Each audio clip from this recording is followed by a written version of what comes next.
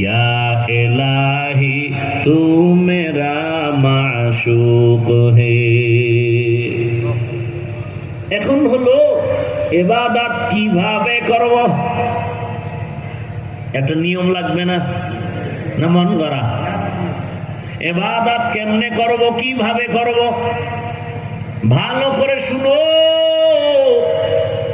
ইবাদত তুমি জীবনে যা করবা, যা বলবা, সব ইবাদত কেন করব? রবের সাথে মোলাকাত, পুরস্কার পাবো জান্নাত। কিভাবে করব? একমাত্র জবাব হলো রহমাতুল লিল আলামিনের আদর্শ অনুযায়ী।